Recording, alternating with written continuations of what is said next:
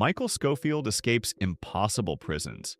Fox River, Sona, walls, guards, cameras, all of it mapped out ahead of time, most of it tattooed onto his own body. Whatever they build to hold him, he finds the seam in it. But watch him closely during those escapes. Something doesn't add up. He's not scared, he's barely stressed. The worse things get, the calmer he gets. Everyone around him is falling apart, and Michael looks like a man who finally has somewhere to be. That's strange on its own, but keep watching, and it's not a one-time thing. Not adrenaline, not a fluke reaction to one bad night. It happens every single time the walls close in. Like clockwork, like it's the setting he was built for. So here's the question. What if the thing that made Michael feel most like himself was never getting out? What if it was the exact moment things became impossible? The easy answer is that he's just smart, brilliant, prepared, 3 steps ahead. That's the whole pitch of the character. And yeah, he is smart, but smart doesn't explain why he's calm instead of terrified. Smart explains how he gets out of a room. It doesn't explain why he's the calmest person in it. Plenty of brilliant people would be quietly panicking with a needle full of blueprints under their skin and one shot to get it right. Michael isn't panicking. He's locked in, more focused than he is almost anywhere else in the show. Now compare that to the ordinary scenes, waiting rooms, small talk, the stretches where nothing's actually at stake yet. He's careful there too, but it's a different kind of careful. Guarded instead of certain. The confidence doesn't fully show up until the stakes do. So maybe the real question was never how he escapes. Maybe it's why the version of Michael we like best only shows up once escape is the only option left. Go back to any stretch of the show where Michael isn't inside a plan. No countdown, no blueprint, no wall to take apart. He's off. Quieter. A little lost, honestly. Like someone waiting for the real thing to start. That should be the part of his life that breaks him down. Instead, it's the part where everything gets simple. Here's why. Prison hands him something ordinary life never does. A clear problem, a fixed shape, a way to know at any given moment whether he's winning or losing. Freedom doesn't offer him that. Nobody hands you a blueprint for a Tuesday afternoon. There's no wall to measure yourself against. No clean win condition. That kind of open space never seems to fit him. He needed edges, something with a shape. So maybe what he needed was never the cell, just what the cell happened to come with. Watch how differently he handles a problem depending on whether it comes with a shape. Give him a wall, a guard rotation, a ventilation system, and he's unbothered. He'll sit with it for hours, turning it over until it clicks. Give him a normal day with nothing to solve, and that's the thing he can't seem to sit inside. A wall tells you exactly where you stand.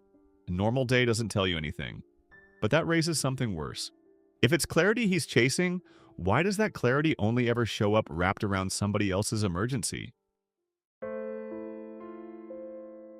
Look at why Michael actually walks into Fox River in the first place. It's not about him, it's about Lincoln. Later, it's Sarah. Later than that, whatever's left of his family. Every plan he builds is, underneath it, a promise to someone else. And none of that is fake. His love for these people isn't a trick the show is playing on you. He genuinely can't stand watching them suffer while he does nothing. But watch what that love does to him. The second Lincoln's life is on the line, Michael changes. He's no longer unsure. Every decision comes easily. Every move has a purpose. Then the same thing happens with Sarah. Different person, different situation, but the same Michael shows up. Calm, certain, completely focused. It's almost like he only knows exactly who he is when someone else needs him. That's loyalty. But it's also the only time Michael seems completely certain of who he is. When someone needs him, everything falls into place. But if that's the only place he ever finds himself, what happens when there's nobody left to save? But here's what's interesting. Michael doesn't need prison. He doesn't need danger. Watch the whole show, and you'll never see him looking for the next disaster.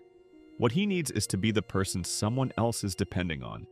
Look at what actually happens every time the show tries to give him a normal life. It's not that trouble finds him, it's that he goes quiet. Smaller on screen, less present, less like Michael.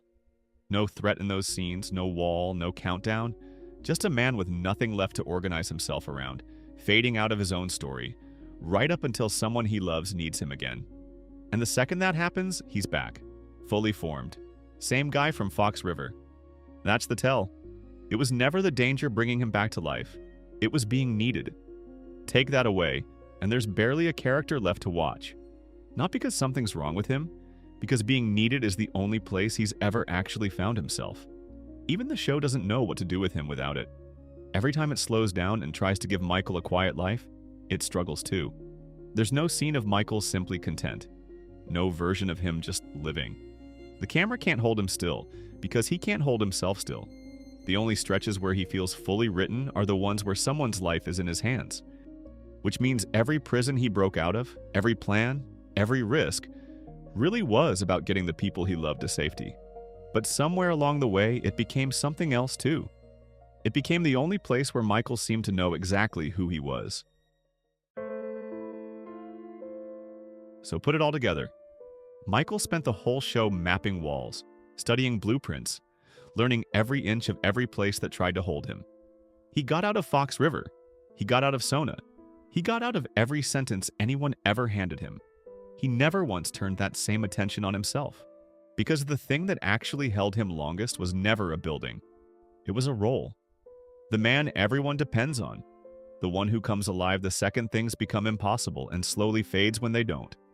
That role didn't have bars. It didn't have a release date. Nobody sentenced him to it.